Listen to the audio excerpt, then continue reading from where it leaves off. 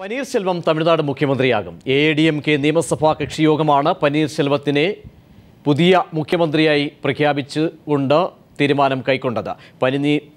പനീർശെൽവം നാളെ സത്യപ്രതിജ്ഞ ചെയ്യും. നിലവിൽ പനീർശെൽവം ധനകാര്യമന്ത്രിയാണ്. തലൈവി പറയുന്നതിനപ്പുറം മറ്റൊന്നില്ല എന്നതാണ് പനീർശെൽവത്തിന് എക്കാലത്തും അനുകൂലമായത്. 2001 സമാന സാഹചര്യത്തിൽ മുഖ്യമന്ത്രിയായ അനുഭവവും ശെൽവത്തിനുണ്ട്. പേരിൽ മുഖ്യമന്ത്രി പനീർശെൽവമായാലും പിൻസീറ്റിൽ ഭരണം നിയന്ത്രിക്കുക ജയലളിത തന്നെയായിരിക്കും. ഈ വിഷയമാണ് ന്യൂസ് ആൻഡ് വ്യൂസ് പരിശോധിക്കുന്നത്. നമ്മോടൊപ്പം ദില്ലിയിൽ നിന്നും മുതിർന്ന മാധ്യമപ്രവർത്തകൻ PV തോമസ് ചേരുന്നു. ഒപ്പം തിരുവനന്തപുരം സ്റ്റുഡിയോയിൽ നിന്നും മാധ്യമപ്രവർത്തകൻ PM മനോജ്, ഒപ്പം doctor Stanley, Hindu assistant editor കൂടി ചർച്ചയിൽ പങ്കെടുക്കും. ഒപ്പം തന്നെ മറ്റ് അതിഥികളെയും കൂടി പ്രതീക്ഷിക്കുന്നു. ആദ്യം PV തോമസിലേക്ക് പോകുന്നു. ശ്രീ PV തോമസ്, നമ്മൾ ഒരുപക്ഷെ പ്രതീക്ഷിച്ചതുപോലെ കഴിഞ്ഞ ദിവസത്തെ ചർച്ചകളൊക്കെ തന്നെ പനീർശെൽവത്തിലേക്ക് തന്നെയായിരുന്നു എല്ലാവരും ലക്ഷ്യം വെച്ചത്. അത്തരമൊരു തീരുമാനം എടുക്കുകയും ചെയ്തിരിക്കുന്നു. 2001 ആ ഒരു തെളിയിച്ച വിശ്വാസ്യത അതുതന്നെയാണോ ഇപ്പോൾ ഈ ഒരു സാഹചര്യത്തിലും സങ്കീർണ ഘട്ടത്തിലും ജയലളിതയെ പോലെ അല്ലെങ്കിൽ ഈ ഒരു ഘട്ടത്തിൽ നയിക്കാൻ പറ്റിയ, തനിക്ക് കാര്യങ്ങൾ നിയന്ത്രിക്കാം എന്ന തലത്തിലൊക്കെ തന്നെ വിശ്വാസ്യത തെളിയിക്കാൻ പറ്റിയ ആളാണ് എന്ന തലത്തിലൊക്കെയാണോ പനീർശെൽവത്തിൻ്റെ പേര് ഇപ്പോഴും ഈ ഘട്ടത്തിലും ഉയർന്നു വന്നത്? അനുകൂല ഘടകങ്ങൾ എന്തൊക്കെയായിരുന്നു? പനീർശെൽവം 2001 തൊട്ട് 2002 വരെ ജയലളിതയുടെ ഒരു ഡമ്മി ചീഫ് മിനിസ്റ്ററായിരുന്നു. അദ്ദേഹം മുഖ്യമന്ത്രിയുടെ കസ്റ്റഡിയിലിരിക്കാതെ തന്നെയാണ് ഭരിച്ചത്. കാരണം അദ്ദേഹത്തിൻ്റെ അത്രമാത്രം ലോയൽറ്റി ആയിരുന്നു. എനിക്കിതിനൊന്നും അർഹതയില്ല എന്ന രീതിയിൽ. അതൊക്കെ ജയലളിതയെ തീർച്ചയായിട്ടും ഇമ്പ്രസ് ചെയ്തിട്ടുണ്ടാകാം. അതുപോലെ തന്നെ ജയലളിത പറയുന്ന കാര്യങ്ങൾ അതേപടി ചെയ്യുക. ഹാർഡ് കോർ ലോയലിസ്റ്റാണ് പനീർശെൽവം. അപ്പോൾ അതുകൊണ്ട് അദ്ദേഹത്തിന് തീർച്ചയായിട്ടും സാധ്യതയുണ്ടായിരുന്നു. മറ്റു പലരുടെ പേരും നമ്മൾ കേട്ടു. ഒരു മലയാളിയുടെ കാര്യം എല്ലാം കേട്ടു. അപ്പോഴത്തെ എനിക്കറിയാമായിരുന്നു ആകാൻ പോകുന്നില്ല. കാരണം ഇപ്പോൾ നമ്മുടെ രാഷ്ട്രീയത്തിൽ അതൊന്നും നടക്കാൻ പോകുന്നില്ല. അദ്ദേഹം ലോ പ്രൊഫൈലാണ്. പക്ഷേ 2 വർഷത്തിനുള്ളിൽ ഇലക്ഷൻ നടക്കാൻ പോകുന്നു. അപ്പോൾ ഇദ്ദേഹത്തെ പോലുള്ളൊരു ഒരു മുഖ്യമന്ത്രിക്ക് ഇതെന്തെങ്കിലും നടക്കാൻ പറ്റും എന്നുള്ള കാര്യം ചോദ്യം ഉണ്ടായിരുന്നു. പക്ഷേ ജയലളിതയ്ക്ക് ഒന്നും പ്രശ്നമില്ല. ജയലളിതയ്ക്ക് നല്ല കോൺഫിഡൻസ് ഉണ്ട്. ജയലളിതയ്ക്ക് തന്നെ ഇത് നയിക്കാൻ പറ്റും. ജയിലിൽ നിന്നായാലും കർണാടകത്തിൽ ജയിലിൽ നിന്നായാലും നടത്താമെന്നുള്ള രീതിയിലാണ് ഇപ്പോൾ വെച്ചിരിക്കുന്നത്. അപ്പോൾ പക്ഷെ നമുക്ക് ചോദിക്കുന്ന ചോദ്യം, പനീർശെൽവത്തിന് ഇത് കൊണ്ടുപോകാൻ പറ്റുമോ എന്നുള്ള കാര്യം വലിയൊരു ചോദ്യമാണ്. അത് എനിക്കും സംശയമുണ്ട്. ഇദ്ദേഹം കാരണം ഇലക്ഷൻ വരാൻ പോവുകയാണ്. അങ്ങനെയുള്ള സാഹചര്യത്തിൽ ഇദ്ദേഹം എങ്ങനെ ഇത് നടത്തിക്കൊണ്ട് പോകും? ഇദ്ദേഹം വളരെ സേലത്തു നിന്ന് വരുന്നൊരു MP ആണ്, അല്ല MLA ആണ്. 4 വർഷം ഇദ്ദേഹം MLA ആയിരുന്നു. 4 പ്രാവശ്യം MLA ആയിരുന്നു. എല്ലാം നമുക്കറിയാം. എങ്കിൽ പോലും ഇദ്ദേഹം വരുന്നൊരു അഗ്രികൾച്ചർ ബാക്ക്ഗ്രൗണ്ടിൽ നിന്നാണ്. അതും നമുക്കറിയാം. ഇദ്ദേഹം ഒരു ഗ്രാജുവേറ്റാണ്. ഇതൊക്കെ എല്ലാ കാര്യങ്ങളെല്ലാം നമുക്കറിയാം. പക്ഷേ ഇദ്ദേഹത്തിന് എത്രമാത്രം ജനങ്ങളെ കൊണ്ടുപോകാൻ പറ്റും അല്ലെങ്കിൽ പാർട്ടിയെ കൊണ്ടുപോകാൻ പറ്റും എന്നുള്ള കാര്യം. പക്ഷേ ജയലളിതയ്ക്ക് തീർച്ചയായിട്ടും നല്ല കോൺഫിഡൻസ് ഉണ്ട്. ഇദ്ദേഹത്തിൻ്റെ ഒന്നും ആവശ്യമില്ല. ഇദ്ദേഹം അവിടെ ഇരുന്നാൽ മാത്രം മതി, ജയലളിതയ്ക്ക് കൊണ്ടുപോകാൻ പറ്റും എന്നുള്ള കാര്യമാണ് തെളിയിച്ചിരിക്കുന്നത്. പക്ഷേ നമ്മൾ മനസ്സിലാക്കേണ്ട കാര്യം, തമിഴ്നാട്ടിലെ രാഷ്ട്രീയം മാറാൻ പോവുകയാണ്. ഈ ദ്രാവിഡ രാഷ്ട്രീയം ഒരു പക്ഷേ BJP നോക്കിയിരിക്കുകയാണ്, കോൺഗ്രസ് നോക്കിയിരിക്കുകയാണ്. കോൺഗ്രസിനേക്കാൾ കൂടുതൽ BJPക്കാണ് അവിടെ ശ്രീ PM മനോജ്, ജയലളിതയ്ക്ക് വിശ്വാസം ഏറെയുണ്ട്. പക്ഷേ 2001 സാഹചര്യമാണോ ഇപ്പോഴുള്ളത്? 2001 പിൻസീറ്റിലിരുന്ന് ഡ്രൈവ് ചെയ്യുന്ന സമയത്തൊക്കെ ഉണ്ടായിരുന്ന രാഷ്ട്രീയ സാഹചര്യങ്ങൾ, ജയലളിത അന്ന് സഭയിലായിരുന്നു, ശിക്ഷിക്കപ്പെട്ടിരുന്നില്ല, ഒക്കെ നമ്മൾ മനസ്സിലാക്കി ചേർത്ത് വായിച്ചാൽ നേരത്തെ PV തോമസ് അടക്കം ഉയർത്തുന്ന ഒരു സംശയമുണ്ട്. ഏത് രീതിയിലായിരിക്കും സാഹചര്യങ്ങൾ പോകുന്നത്? ഒരു പാരലായി പവർ ഉപയോഗിക്കുമോ എന്ന തരത്തിലേക്കൊക്കെ തന്നെ കാര്യങ്ങൾ പോകുന്നുണ്ട്. പക്ഷേ എത്രത്തോളം കേപ്പബിൾ ആണ് ഒക്കെ ചോദ്യങ്ങൾ വരുമ്പോൾ ഈ 2 മാറിയ സാഹചര്യങ്ങളെയും സസൂക്ഷ്മം വിലയിരുത്തുമ്പോൾ തമിഴ്നാടിൻ്റെ രാഷ്ട്രീയം ദ്രാവിഡ രാഷ്ട്രീയമാണ് എന്ന് പറയുമ്പോൾ തന്നെ അത് വികാരത്തിൻ്റെ രാഷ്ട്രീയം കൂടിയാണ്. കഴിഞ്ഞ ദിവസം ജയലളിത അഴിമതി കേസിൽ ഇന്ത്യ ഇന്നുവരെ കണ്ടിട്ടില്ലാത്ത അത്രയും ഭീമമായ അഴിമതി കേസിൽ തെളിയിക്കപ്പെട്ട് ശിക്ഷിക്കപ്പെട്ടപ്പോൾ ജയലളിതയ്ക്ക് വേണ്ടി 100 കണക്കിന് സ്ത്രീകൾ തെരുവിൽ വന്ന് വിലപിക്കുന്നതും ആത്മഹത്യ ചെയ്യുന്നതും ചെയ്യാൻ ശ്രമിക്കുന്നതും റോഡ് തടസ്സപ്പെടുത്തുന്നതും സംസ്ഥാനത്താകെ ക്രമസമാധാന പ്രശ്നം ഉണ്ടാക്കുന്നതൊക്കെ നാം കണ്ടു. നേരത്തെ MGRൻ്റെ ശവസംസ്കാര ചടങ്ങിൽ ജയലളിതയെ പുറത്താക്കിയപ്പോൾ അവർക്കുണ്ടായ സഹതാപം അവർക്ക് നേരെ ഉണ്ടായ സഹതാപം അതാണ് പിന്നീട് ജയലളിതയുടെ മൂലധനമായി മാറിയത്. പിന്നീട് കരുണാനിധിയെ ജയലളിത മുഖ്യമന്ത്രിയായിരിക്കുമ്പോൾ കരുണാനിധിയെ വലിച്ചിഴച്ച് അറസ്റ്റ് ചെയ്ത് കൊണ്ടുപോയി ജയിലിലടച്ചപ്പോൾ കരുണാനിധിക്ക് അനുകൂലമായും അതുപോലത്തെ ഒരു സഹതാപ തരംഗമുണ്ടായി. അവിടെ ആ ഒരു ജനതയുടെ ആ ഒരു മാറ്റം തീർച്ചയായും ഇപ്പോഴ് ജയലളിത അവിടെ ഒരു രക്തസാക്ഷി പരിവേഷത്തിലാണ്. അത് അസ്വാഭാവികത പലതുമുണ്ട്. ഈ ശിക്ഷയിൽ അഴിമതിക്കെതിരായ സമരം, ആ സമരം ചെയ്യുന്ന മുഴുവൻ ആളുകളെയും ആവേശപ്പെടുത്തുന്നതും അവർക്ക് ഊർജ്ജം നൽകുന്നതുമായ ഒരു വിധിയാണ് ബാംഗ്ലൂർ പ്രത്യേക കോടതിയിൽ നിന്നുണ്ടായതെങ്കിൽ പോലും ജയലളിതയ്ക്ക് ഒരു രക്തസാക്ഷി പരിവേഷം നൽകാൻ അവരുടെ അനുയായികളും അതുപോലെ ഇതുമായി ബന്ധപ്പെട്ട സാഹചര്യങ്ങളും ഒരു കാരണമായിട്ടുണ്ട് എന്ന് പറയുന്നതിൽ നമുക്ക് മടിവേണ്ടതില്ല. അങ്ങനെ വരുമ്പോൾ അഴിമതി കേസിൽ ഇപ്പോൾ സോണിയാഗാന്ധിക്കെതിരായി വന്ന അഴിമതി ആരോപണങ്ങൾ നമ്മൾ കണ്ടു. കേരളത്തിലെ മുഖ്യമന്ത്രി ഉമ്മൻചാണ്ടിക്കെതിരെ വന്ന അഴിമതി ആരോപണങ്ങളുടെ പരമ്പര നാം കാണുന്നു. ജയലളിത ഒരു തവണ ശിക്ഷിക്കപ്പെട്ടിട്ടുണ്ടെങ്കിൽ 10 തവണ ശിക്ഷിക്കപ്പെടേണ്ട ആളാണ് ഉമ്മൻചാണ്ടി എന്ന് കേരളത്തിലെ മുഴുവൻ ആളുകൾക്കും അറിയാം. അത്തരമൊരവസ്ഥയിൽ ജയലളിതയെ അസ്വാഭാവികമായി എന്ന് പറയുമ്പോൾ പത്രങ്ങളിൽ വന്ന ചില വാർത്തകളുണ്ട്. അത് ഒന്ന്, ദസറ അവധിക്ക് തൊട്ട് മുമ്പ്, അതായത് പിന്നീട് ജയലളിതയ്ക്ക് ഒരു കാരണവശാലും കുറച്ച് ദിവസത്തേക്കെങ്കിലും ജാമ്യത്തിന് പോകാൻ പറ്റാത്ത രീതിയിലാണ് ശിക്ഷിച്ചത്. ഇങ്ങനെ ഒരുപാട് അസ്വാഭാവികതകൾ ഇതിൽ കാണുന്നുണ്ട്. ഈ അസ്വാഭാവികതകൾ തമിഴ്നാട്ടിലെ ജനങ്ങളുടെ ദ്രാവിഡ രാഷ്ട്രീയമാണ്, ഈ പറഞ്ഞതുപോലെ ആവേശത്തിൻ്റെ രാഷ്ട്രീയമാണ്, വികാരത്തിൻ്റെ രാഷ്ട്രീയമാണ്. അത്തരം ഘടകങ്ങൾ ജയലളിതയ്ക്ക് അനുകൂലമാവുകയും അതുവഴി കുറച്ചു കാലത്തേക്കെങ്കിലും, എല്ലാ കാലത്തേക്കെങ്കിലും എന്ന് പറയുന്നില്ല, തമിഴ്നാടിൻ്റെ രാഷ്ട്രീയ പാരമ്പര്യം വെച്ച് കുറച്ചു കാലത്തേക്കെങ്കിലും ജയലളിതയ്ക്ക് അനുകൂലമായ ഒരു സ്ഥിതി ഉണ്ടാക്കാൻ പര്യാപ്തമായ രാഷ്ട്രീയ സാമൂഹിക ഘടകങ്ങൾ തമിഴ് രാഷ്ട്രീയത്തിലുണ്ട്. നമുക്ക് doctor Stanley, Hindu assistant editor. Stanley, അങ്ങനെയാണോ കാര്യങ്ങൾ? കാരണം 96-ൽ നമ്മൾ കണ്ടു ആ ഒരു വികാരം, പതനത്തെ അതിനുശേഷം അത് ഏതൊക്കെ രീതിയിൽ അനുകൂല ഘടകങ്ങളാക്കി ജയലളിത മാറ്റി. പിന്നീട് അതിനുശേഷമുണ്ടായ വർഷങ്ങളിലൊക്കെ നിയമപരമായ തലത്തിലൊക്കെ തന്നെ നേരിടേണ്ടി വന്ന പതനങ്ങൾ, രാഷ്ട്രീയ തലത്തിലൊക്കെ അതിൽ നിന്നും പൂർവാധികം ശക്തിയോടുകൂടി തന്നെ ജയലളിത ഇക്കാര്യങ്ങളെയൊക്കെ നേരിട്ട് വന്നത് നമ്മൾ കണ്ടതാണ്. അതുകൊണ്ട് തന്നെ ഇപ്പോഴത്തെ സാഹചര്യം അതൊരു അനുകൂല ഘടകമാക്കാൻ ADMKക്ക് കഴിയുമോ? സാഹചര്യം നമ്മൾ ഒബ്ജക്റ്റീവായിട്ട് അനലൈസ് ചെയ്യുകയാണെന്ന് വെച്ചാൽ ADMKയുടെ സാധ്യതകൾ നമ്മൾ നോക്കിക്കഴിഞ്ഞു കഴിഞ്ഞാൽ 2 രീതിയിലൂടെ നമുക്ക് ഇതിനെ കാണാം. ഒന്ന്, സ്വാഭാവികമായിട്ടും ഇപ്പോൾ മനോജേട്ടനും ബാക്കിയുള്ള ആളുകളൊക്കെ ഇപ്പോൾ ഇവിടെ സംസാരിച്ചതുപോലെ തമിഴ്നാട് രാഷ്ട്രീയം എന്ന് പറഞ്ഞു കഴിഞ്ഞാൽ തീർച്ചയായും ഒരു വികാരത്തിന്റെയും ആവേശത്തിന്റെയും ഒക്കെ രാഷ്ട്രീയമാണ്. ഈ രക്തസാക്ഷി രാഷ്ട്രീയം ഇവര് മുൻപും 2 പാർട്ടികളും DMK ആയാലും ADMK ആയാലും മുമ്പ് കളിച്ചിട്ടുള്ള ഒരു ഇതാണ്.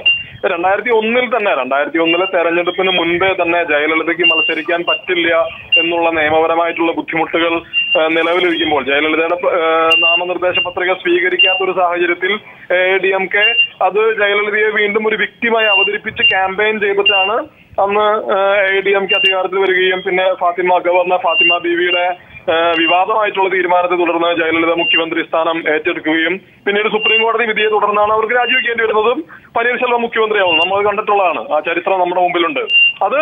അപ്പൊ അത്തരത്തിലുള്ള ഒരു എൻഗേജ്മെന്റ്, അത്തരത്തിലുള്ള രാഷ്ട്രീയ ഇടപെടൽ ജയലളിതയ്ക്ക് നടത്തണമെന്നുണ്ടെങ്കിൽ ജയലളിതയ്ക്ക് ഇപ്പോ ഉദാഹരണത്തിന് നമ്മളിപ്പോ ജയലളിതയ്ക്ക് ജാമ്യം കിട്ടുകയാണ്. അവർ ജാമ്യം കിട്ടി അവർ തമിഴ്നാട്ടിലേക്ക് വരുന്നു. അവർക്ക് മുഖ്യമന്ത്രിയാവാൻ പറ്റില്ല, തെരഞ്ഞെടുപ്പിൽ മത്സരിക്കാൻ പറ്റില്ല. പക്ഷെ പനീർശെൽവത്തെ മുൻനിർത്തിക്കൊണ്ട് ഒരു പിൻസീറ്റ് ഡ്രൈവിംഗ് നടത്തുന്ന ഒരു സാഹചര്യം ഉണ്ടായി കഴിഞ്ഞു കഴിഞ്ഞാൽ സ്വാഭാവികമായിട്ടും ഇപ്പോഴത്തെ വിധിയെ തങ്ങൾക്ക് അനുകൂലമാക്കി മാറ്റാനുള്ള ശ്രമങ്ങൾ ജയലളിതയുടെ ഭാഗത്തു നിന്നും പാർട്ടിയുടെ ഭാഗത്തു നിന്നും ഉണ്ടാവും. അത് ഒന്നാമത്തെ സാധ്യത. പക്ഷെ രണ്ടാമത്തെ പോസിബിലിറ്റി അല്ലെങ്കിൽ രണ്ടാമത്തെ ചലഞ്ച് എന്ന് പറയുന്നത് ജയലളിതയുടെ കേസ് നടക്കുന്നത് കർണാടകയിലാണ്, ബാംഗ്ലൂർ സ്പെഷ്യൽ കോടതിയിലാണ്. ജയലളിത ശിക്ഷിക്കപ്പെട്ടതിന് ശേഷം ജയലളിത ഇപ്പോൾ ജയിലിൽ കിടക്കുന്നതും കർണാടകയിലെ ജയിലിലാണ്. അപ്പൊ ജയലളിതയ്ക്ക് ബെയിൽ കിട്ടുമോ ഇല്ലയോ എന്നുള്ള കാര്യത്തിൽ ബെയിലിൽ അവർക്ക് മൂവ് ചെയ്യാം. പക്ഷെ നമുക്ക് അതറിയില്ല എങ്ങനെയാണ് എന്നുള്ളത്. സുപ്രീം കോടതിയുടെ കർശനമായിട്ടുള്ള വിധിയാണ് ഇതിനു മുൻപ് വന്നിട്ടുള്ള വിധിയുടെ അടിസ്ഥാനത്തിലാണ് ഈ രാഷ്ട്രീയ നേതാക്കന്മാർക്ക് അവരുടെ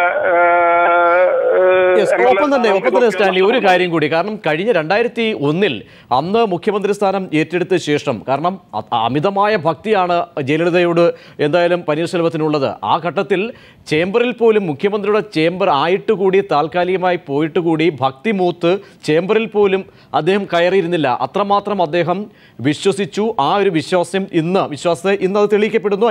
അതിൻ്റെ റിസൾട്ടാണ് ഇന്നുണ്ടായിരിക്കുന്നത്. പക്ഷേ ആ ഒരു പനീർശെൽവം ആയിരിക്കുമോ നമ്മൾ തുടർന്നും കാണുക പലകുറി? കാരണം അന്നത്തെ സാഹചര്യം ഞാൻ നേരത്തെ സൂചിപ്പിച്ചതുപോലെ തന്നെ അതിൽ നിന്നൊക്കെ ഏതെങ്കിലും ഒരു വ്യതിചലിച്ച് പോകാനുള്ള സാധ്യതയുണ്ടോ? ഒരു പാരലായിട്ടുള്ള ഒരു പവർ. കാരണം നമ്മൾ നേരത്തെ പല ചരിത്രം നമ്മൾ മുന്നിലുണ്ട്.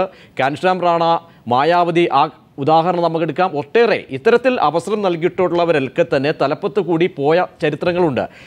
ഇവിടെ തമിഴ്നാട് രാഷ്ട്രീയത്തിൻ്റെ ചരിത്രമൊക്കെ പരിശോധിക്കുമ്പോൾ ഈ ഒരു ഘട്ടത്തിൽ അതിനെ വിലയിരുത്തിയാൽ ADMKയുടെ സ്ട്രക്ചർ തന്നെ നമ്മൾ നോക്കിക്കഴിഞ്ഞാൽ കാണാം. ADMKയുടെ ഒരു സിംഗുലാർ പവർ സെന്റർ ആണ് ജയലളിത. അവിടെ ഒരു നമ്പർ 2 നമ്പർ 3 ഒന്നുമില്ല. ADMKക്ക് അങ്ങനെ ഒരു ഓർഗനൈസേഷണൽ സ്ട്രക്ചർ ഇല്ല. അത് ADMKയുടെ മാത്രം പ്രശ്നമല്ല. അതിപ്പം മമതാ ബാനർജിയുടെ പാർട്ടിയിലും മായാവതിയുടെ പാർട്ടിയിലും ഇത്തരത്തിലുള്ള ഈ പേഴ്സണാലിറ്റി സെൻട്രിക് പാർട്ടിയുടെ ഒക്കെ ഒരു കാര്യമാണ് നമ്മൾ കാണുന്നതാണ്. അപ്പോ അങ്ങനെയുള്ള ഒരു പാർട്ടിയിൽ ജയലളിത മാറി നിൽക്കുന്ന ഒരു സാഹചര്യത്തിൽ ഒരു ഓൾട്ടർനേറ്റീവ് പവർ സെന്റർ അല്ലെങ്കിൽ ഒരു പാരലൽ പവർ സെന്റർ ഇത് രണ്ടും ഉണ്ടായി വരാനുള്ള സാധ്യത തൽക്കാലത്തേക്കെങ്കിലും വളരെ കുറവാണ്. കാരണം ADMKയുടെ ഉള്ളിൽ അതിനുള്ള സ്പേസ് ഇല്ല. മാത്രമല്ല ADMKയുടെ പ്രധാനപ്പെട്ട വെല്ലുവിളി എനിക്ക് തോന്നുന്നത് ഇനി ഉണ്ടാവാൻ പോകുന്നത് ഇപ്പോ തമിഴ്നാട്ടിൽ നമ്മൾ നോക്കിക്കഴിഞ്ഞാൽ കാണാം. തമിഴ്നാട് ഗവൺമെന്റിന്റെ പ്രധാനപ്പെട്ട വെൽഫെയർ സ്കീമുകളെല്ലാം ജയലളിതയുടെ പേരിലാണ്. ഇപ്പോ അമ്മ മെഡിക്സ്, അമ്മയുടെ പേരിലുള്ള ഭക്ഷണശാലകള്, അങ്ങനെ ഒരുപാട്. ഇപ്പൊ അമ്മയുടെ പേരിൽ സിമന്റ് പോലും വിൽക്കാൻ പോകുന്നു എന്നൊക്കെയാണ് പുതിയ റിപ്പോർട്ടുകൾ വരുന്നത്. ഇപ്പൊ ഒരുപാട് social security measures Jayalalithaa government തുടങ്ങിയിട്ടുണ്ട്. അതെല്ലാം ജയലളിതയുടെ പേരിലാണ്. അപ്പോ എനിക്ക് തോന്നുന്നു പനീർശെൽവം ഗവൺമെന്റ് ചെയ്യാൻ പോകുന്നത് ഒരു പക്ഷേ നേരത്തെ മനോജേട്ടൻ സൂചിപ്പിച്ച പോലെ ഇപ്പോഴത്തെ സഹതാപ തരംഗത്തെ മുതലെടുക്കാനും കൂടി വേണ്ടി, അല്ലെങ്കിൽ ജയലളിതയുടെ ഇപ്പോഴത്തെ രക്തസാക്ഷി പരിവേഷത്തെ ഒന്നുകൂടി ഊട്ടിയുറപ്പിക്കാൻ വേണ്ടി ഇനി അങ്ങോട്ട് ഗവൺമെന്റിന്റെ പല പദ്ധതികളും ചിലപ്പോൾ ജയലളിതയുടെ പേരിലാവും വരാൻ പോകുന്നത്. അപ്പൊ ഈ ജയലളിതയെ മുൻനിർത്തിക്കൊണ്ടുള്ള ഒരു ഭരണമാണ് തമിഴ്നാട്ടിൽ ഇനി നമ്മൾ കാണാൻ പോകുന്നത്. കാരണം അല്ലാതെയുള്ള ഒരു സ്പേസ് ADMKയുടെ ഉള്ളിലില്ല. പി തോമസ് സൂചിപ്പിച്ചതുപോലെ ADMKയുടെ ഒരു പതനം കഴിഞ്ഞ ദിവസങ്ങളിലെ ചർച്ചകളിലൊക്കെ തന്നെ നമ്മൾ ചൂണ്ടിക്കാട്ടിയതാണ്. ADMK വലിയൊരു പതനത്തിലേക്ക് പോകുന്നു. ആ ഒരു ഗ്യാപ്പ് പൊതുവെ ഫില്ല് ചെയ്യുന്നത് പല കക്ഷികളായിരിക്കും. പക്ഷേ ദ്രാവിഡ രാഷ്ട്രീയ ചരിത്രം ഇതൊക്കെ പരിഗണിക്കുമ്പോൾ അതിന് എത്രത്തോളം സാധ്യതയുണ്ട് തുടങ്ങിയ ചർച്ചകളൊക്കെ നിലനിന്നിരുന്നു. ഈ ഘട്ടത്തിൽ ADMK ഈ ഒരു സാഹചര്യത്തെ ഏത് രീതിയിലായിരിക്കും ഉപയോഗിക്കുക രാഷ്ട്രീയമായി? വെല്ലുവിളികൾ ഉണ്ട് എങ്കിൽ കൂടിയും അതിനപ്പുറത്തേക്ക് ചിന്തിച്ചാൽ ഇത് എൻ്റെ ഒരു നിരീക്ഷണത്തിൽ ADMK മിക്കവാറും BJP പക്ഷത്തിലേക്ക് പോകും. കാര്യം സുബ്രഹ്മണ്യ സ്വാമി BJP കാരനാണ്, അദ്ദേഹമാണ് കേസ് കൊണ്ടുവന്നത് എങ്കിൽ പോലും ഒരുപക്ഷെ വാദി പ്രതിയായേക്കാം. സുബ്രഹ്മണ്യ സ്വാമിയെ BJP മാറ്റി നിർത്തിയേക്കാം. എന്നിട്ട് കാരണം 37 MPമാരുണ്ട് ലോക്സഭയിൽ ജയലളിതയ്ക്ക്, അതുപോലെ രാജ്യസഭയിലുമുണ്ട്. അതുപോലെ അങ്ങനെ വരുന്ന സാഹചര്യത്തിൽ ജയലളിത ഇന്ന് തള്ളിക്കളയാവുന്ന ഒരു ശക്തിയല്ല. അത് BJP നേതൃത്വം മനസ്സിലാക്കുന്നുണ്ട്. പി തോമസ് ആ ഒരു രീതിയിൽ പോകാനായിരിക്കാം സാധ്യത. നേതൃത്വം ഇക്കാര്യങ്ങൾ മനസ്സിലാക്കുന്നുണ്ട്. BJPയുടെ പറയൂ. BJPയുടെ നേതൃത്വം ഇക്കാര്യങ്ങളൊക്കെ മനസ്സിലാക്കി ആ ടാക്ടിക്കായിട്ടുള്ള ഒരു തീരുമാനമായിരിക്കും എടുക്കുക. തീർച്ചയായിട്ടും. കാരണം സുബ്രഹ്മണ്യ സ്വാമി ഒന്നും ഒരു വലിയ ഘടകമൊന്നുമല്ല. സുബ്രഹ്മണ്യ സ്വാമി അവർ മാറ്റും. അദ്ദേഹം പറഞ്ഞ വാദി ഒരുപക്ഷെ പ്രതിയായേക്കാന്ന് പറയുന്നത്. അപ്പോൾ കാരണം ഇവർക്കെല്ലാം രാഷ്ട്രീയത്തിൽ മുമ്പോട്ട് പോകേണ്ടതാണ്. 37 MPമാരുള്ള ഒരു രാഷ്ട്രീയ പാർട്ടിയുടെ നേതാവിനെ ഒരു കാരണവശാലും BJPക്ക് തള്ളിക്കളയാൻ പറ്റില്ല. അതുപോലെ രാജ്യസഭയിലും അംഗങ്ങളുണ്ട്. രാജ്യസഭയിൽ BJP ന്യൂനപക്ഷമാണ്, NDA ന്യൂനപക്ഷമാണ്. അതൊക്കെ മനസ്സിലാക്കുമ്പോൾ തീർച്ചയായിട്ടും വലിയൊരു രാഷ്ട്രീയ ഒരു ധ്രുവീകരണം, ഒരു ചേണിങ് നടക്കാൻ സാധ്യതയുണ്ട്. അത് അതാണ് ഇതിൻ്റെ കേസിൻ്റെ ഏറ്റവും വലിയൊരു ഫോളോ ഔട്ടായിട്ട് ഞാൻ കാണുന്നത്. അത് തീർച്ചയായിട്ടും ഉണ്ടാകും. അതിനുശേഷം ദ്രാവിഡ രാഷ്ട്രീയത്തെ ഇത് എങ്ങനെ ബാധിക്കുമെന്നുള്ള കാര്യത്തെക്കുറിച്ച് നമ്മൾ ആലോചിക്കണം. ഞാൻ ഇപ്പോഴും മനസ്സിലാക്കുന്നത് തമിഴ് രാഷ്ട്രീയം എന്ന് പറയുന്നത് ദ്രാവിഡ രാഷ്ട്രീയമാണ്. ആ ദ്രാവിഡ രാഷ്ട്രീയത്തെ BJPക്കോ കോൺഗ്രസിനോ അങ്ങനെയൊന്നും പെട്ടെന്ന് മാറ്റിമറിക്കാൻ പറ്റിയില്ല. ഞാൻ പലരോടും ഇതിനെക്കുറിച്ച് ചർച്ച ചെയ്യുകയുണ്ടായി. അവർ പറയുന്നത് BJPക്ക് ഉടനെയുള്ളൊരു വരവൊക്കെ വളരെ ബുദ്ധിമുട്ടായിരിക്കും. പക്ഷേ BJP ശ്രമിക്കും, ഒരു കാര്യം സംശയമില്ല. BJP മത്സരിച്ചല്ലോ ഈ പ്രാവശ്യം ലോക്സഭ ഇലക്ഷനിലെല്ലാം. അതിപ്പോൾ ഉണ്ടായിരിക്കാം. പക്ഷേ ഇത് ദ്രാവിഡ രാഷ്ട്രീയം DMKയും ADMKയും തന്നെയായിരിക്കും. ജയലളിതയെ അങ്ങനെയൊന്നും എഴുതിത്തള്ളാൻ ആർക്കും സാധിക്കില്ല. ഒരു കോടതി വിധി ഉണ്ടെങ്കിൽ പോലും അങ്ങനെ എഴുതിത്തള്ളാൻ പറ്റിയില്ല. ഞാൻ ആ കേസിൻ്റെ മെറിറ്റ്സിലേക്ക് വരുന്നേ ഇല്ല ഇപ്പോൾ. കാരണം ആ കേസിൻ്റെ അഴിമതിയാണത്. അഴിമതിക്കോട് എനിക്ക് യാതൊരു ടോളറൻസും ഇല്ല. എനിക്ക് 0 ടോളറൻസാണുള്ളത്.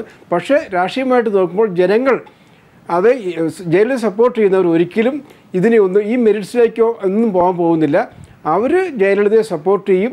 പക്ഷേ എത്ര കാലം എന്നുള്ള കാര്യം, എത്ര കാലം ഓർഗനൈസേഷൻ ഉണ്ടാകും ജയലളിത കൂടെ, എത്ര കാലം പവർ ഉണ്ടാകും, എത്ര കാലം പനീർശെൽവം, എനിക്ക് തോന്നുന്നില്ല NTRന് സംഭവിച്ച പോലെ ജയലളിതയ്ക്ക് പറ്റും തോന്നുന്നില്ല. കാരണം NTRൻ്റെ കാര്യം നമുക്കറിയാം.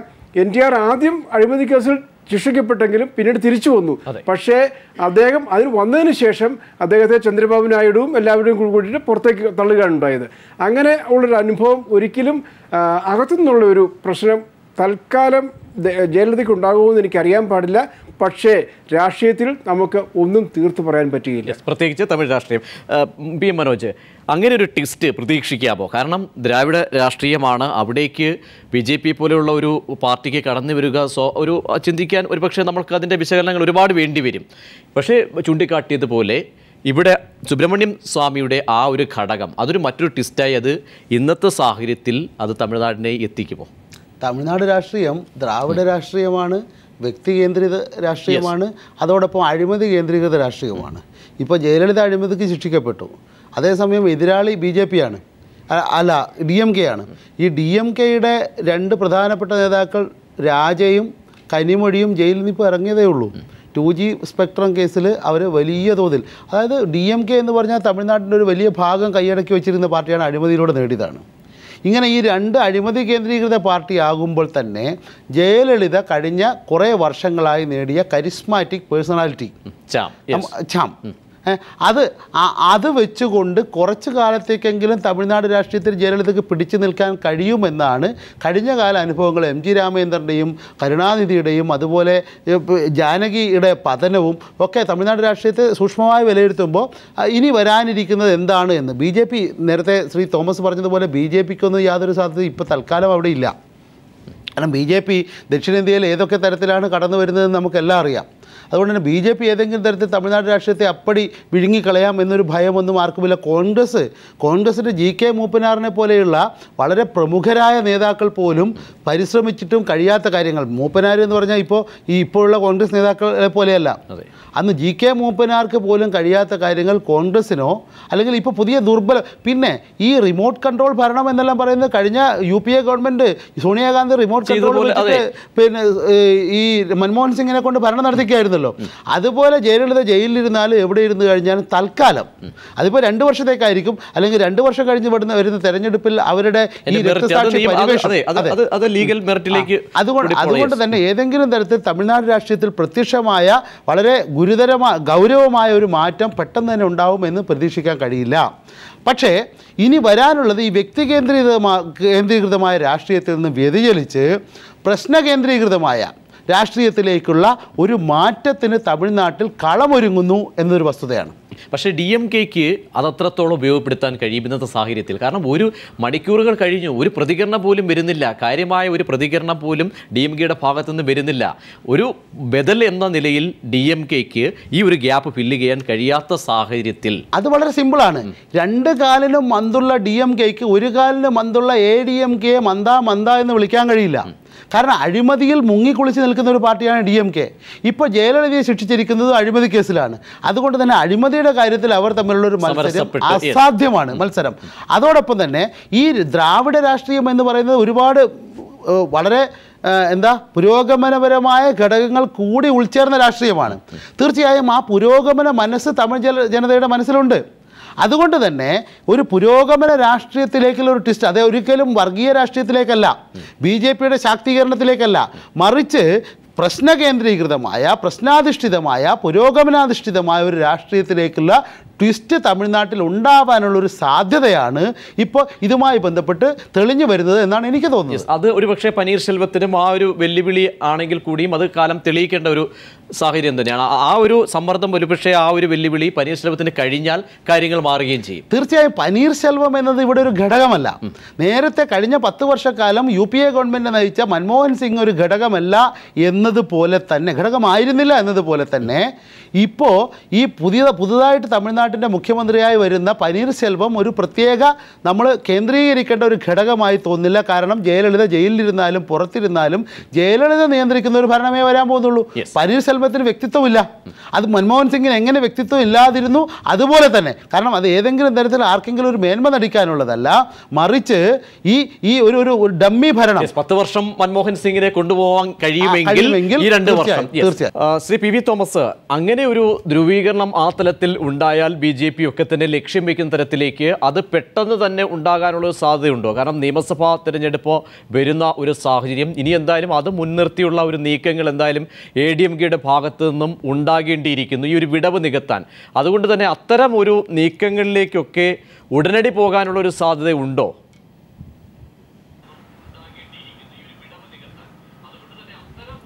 അതായത് നമ്മൾ മനസ്സിലാക്കേണ്ടത്, ഈ ആരംഭം തൊട്ടേ മോഡി ഗവൺമെൻറ്, അതായത് നരേന്ദ്രമോദി ADMKയുടെ സോഫ്റ്റ് കോൺട്രോൾ ഉണ്ടായിരുന്നു.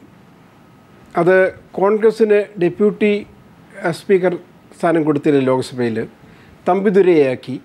അങ്ങനെ ഓരോ കാര്യങ്ങളിലും ഒരു സ്കീമിലാണ് മുമ്പോട്ട് പോകുന്നത്. അപ്പോൾ തീർച്ചയായിട്ടും ഈ 37 അംഗങ്ങളുണ്ട്, പിന്നെ ഡെപ്യൂട്ടി സ്പീക്കർ സ്ഥാനം ADMKയ്ക്കുണ്ട്. ഇങ്ങനെ ഓരോ കാര്യങ്ങളും സംഭവങ്ങളുണ്ട്. നമ്മൾ നോക്കുമ്പോൾ ഒരു BJP ADMK ഒരു ലയനത്തിന് കോalition സാധ്യതയുണ്ട് എന്നാണ് എനിക്ക് തോന്നുന്നത്. പക്ഷേ സുബ്രഹ്മണ്യ സ്വാമിയുടെ കാര്യമൊക്കെ പോട്ടെ, അതൊക്കെ സുബ്രഹ്മണ്യ സ്വാമിയാണ് കേസ് കൊണ്ടുവന്നത്, അതൊന്നും ഒരു ഘടകമേ അല്ലാതെ പോകും. അപ്പോൾ ആ ഒരു രീതിയിൽ പോയാൽ, പക്ഷേ അത് തമിഴ്നാട്ടിൽ എങ്ങനെ ഫലിക്കും എന്നുള്ള കാര്യത്തെക്കുറിച്ച് നമ്മൾ പഠിക്കണം. കാരണം നമ്മൾ തമിഴ് പൊളിറ്റിക്സ് അറിയാമെങ്കിൽ നമുക്കറിയാം, അവിടെ ദ്രാവിഡ പൊളിറ്റിക്സാണ്. അവിടെ കാര്യമായിട്ട് ആദ്യമായിട്ട് പറഞ്ഞെന്താ, ഹിന്ദി ഹിന്ദുസ്ഥാനി എന്ന് പറഞ്ഞൊരു രാഷ്ട്രീയ പാർട്ടിയായിരുന്നു. അതിന് ഏറ്റവും എതിരായിട്ട് നിൽക്കുന്നതാണ്. ഇപ്പോൾ ആദ്യം വന്നതിന് ശേഷം ഹിന്ദി ആയിരിക്കണം ദേശീയ ഭാഷ, കമ്മ്യൂണിക്കേറ്റ് ചെയ്യുമെന്ന് പറഞ്ഞപ്പോൾ അവർ പ്രതിഷേധിച്ചവരാണ്. അതുപോലെ ആ രീതിയിൽ വരുമ്പോൾ തീർച്ചയായിട്ടും അത്ര എളുപ്പമൊന്നും ആയിരിക്കില്ല BJPക്ക് അവിടെ ഒരു ടോ ഹോൾഡ്, ഒരു കാല് കുത്താൻ പോലും അത്ര എളുപ്പമൊന്നും ആയിരിക്കില്ല. പക്ഷേ ആ രീതിയിലേക്കായിരിക്കും പോകുന്നത്. കാരണം BJPക്ക് പരിപാടിയുണ്ട്. കേരളം, തമിഴ്നാട്, ആന്ധ്ര, പിന്നെ കാശ്മീർ, ജമ്മു ആൻഡ് കാശ്മീർ, വെസ്റ്റ് ബംഗാൾ, ഈ സ്ഥലങ്ങളെല്ലാം, ഈ സംസ്ഥാനങ്ങളെല്ലാം BJPക്ക് വളരെ നോക്കിയിരിക്കുന്ന സ്ഥലങ്ങളാണ്. പക്ഷേ ഇപ്പോൾ വന്നിരിക്കുന്ന ഒരു സാധ്യത അനുസരിച്ച് തീർച്ചയായിട്ടും BJP സ്വാഭാവികമായിട്ടും ഏത് രാഷ്ട്രീയ പാർട്ടിയും നോക്കും. അങ്ങനെ നോക്കാനും പ്രഷറൈസ് ചെയ്യാൻ സാധ്യതയുണ്ട്. നമുക്കറിയാമല്ലോ മായാവതിയെ എങ്ങനെ UPA കയ്യിലെടുത്തു, മുലായം സിംഗ് യാദവിനെ എങ്ങനെ കയ്യിലെടുത്തു, ഇവർക്കെല്ലാം ഇതേപോലുള്ള കേസുകളുണ്ടായിരുന്നു. അപ്പോൾ ആ സമയങ്ങളിലെല്ലാം അവരെ വഴക്കി ഒതുക്കി നിർത്തിയത് ഇതുപോലുള്ള കാര്യങ്ങളിലൂടെയാണ്. ആ സംഭവം ഒരുപക്ഷെ തീർച്ചയായിട്ടും ഇവിടെയും റിപ്പീറ്റ് ചെയ്യാൻ സാധ്യതയുണ്ട്. യെസ്, ശ്രീ സ്റ്റാൻലി ഇവിടെ ഇനി DMK തുടരുന്ന മൗനം അതിൻ്റെ അവർക്ക് കാര്യങ്ങളിലൊരു പ്രതിരോധം ഉണ്ടാക്കാൻ കഴിയുന്നില്ല. അവരുടെ ആ ഒരു രാഷ്ട്രീയ ഇപ്പോഴത്തെ അവസ്ഥ കാര്യങ്ങൾ ശിഥിലമാക്കിക്കൊണ്ടിരിക്കുന്നു. എങ്കിൽ കൂടിയും DMKയ്ക്ക് എന്തായാലും ഒരു കരുതൽ കാണും ഇക്കാര്യത്തിൽ. മൗനത്തിൽ നിന്നും പലതും നമ്മൾ വായിച്ചെടുക്കേണ്ടി വരും.